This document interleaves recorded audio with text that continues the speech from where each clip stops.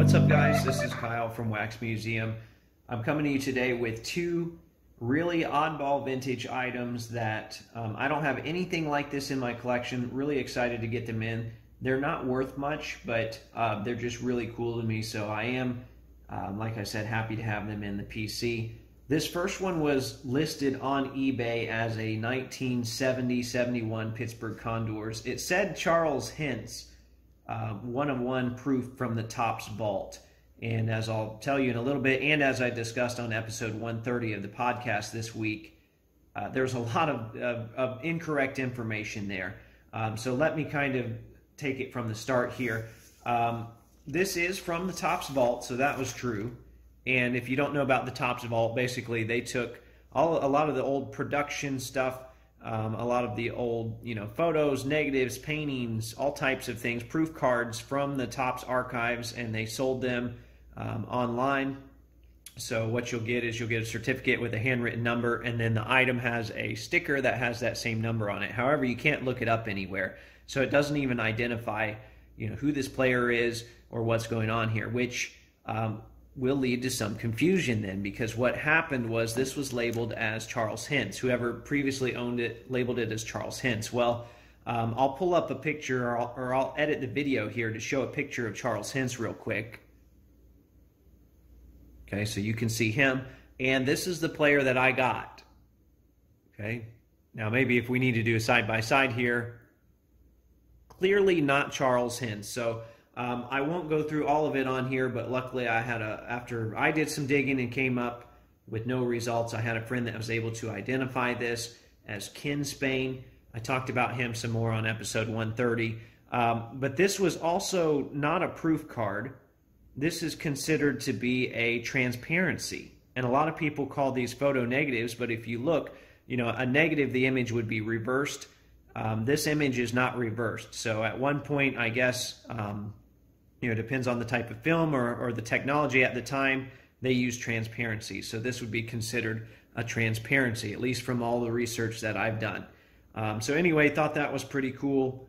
Different little piece. They mounted it to a card-sized piece, white piece here, and put it in one-touch magnetic. So that was one of the pieces. The second one is something that was a regional release in the Phoenix area. They had these carnation milk panels, and these were literally cut from, you can see where they had the cut out and save. These were literally cut from milk. I'm assuming cartons because it's carnation. So they were literally cut from milk cartons, and there's some stains on it. But a collector named AZ_card_collector on Twitter reached out to me. He said, "Hey, I have this item. Are you interested?" I said, "Definitely."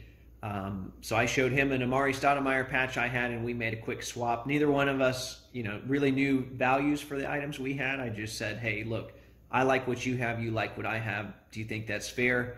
We both agreed. So it was a fun trade. We both got something we wanted. So very happy about that.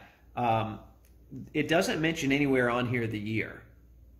Okay, so it's hard to tell when they are from other than just looking them up and using some of your resources online. So it turns out this one's from 1970 and 71. I thought I'd tell a quick story here real quick. It says meets Paul Silas.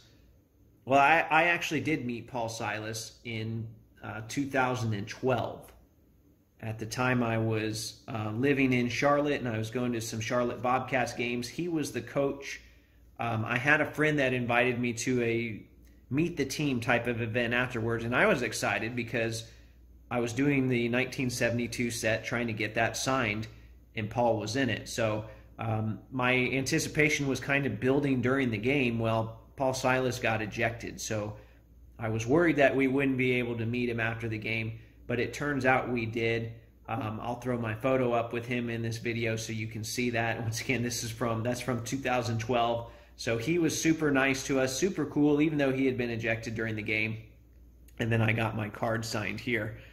Someone asked Paul, they said, "Hey, coach, why'd you get thrown out of the game?" And he said, "Well, I called the ref and then he proceeded to tell us what name he called him, which I won't name here. But anyway, those are 2 vintage oddball obscure items that I got in this week. We got the Ken Spain Transparency from the Topps Vault, and we got the Carnation Milk Panel Paul Silas card. So hope you enjoyed that. Hope that's something different for you. New episodes of the Wax Museum podcast every Thursday. Episode 130 talks about this piece specifically.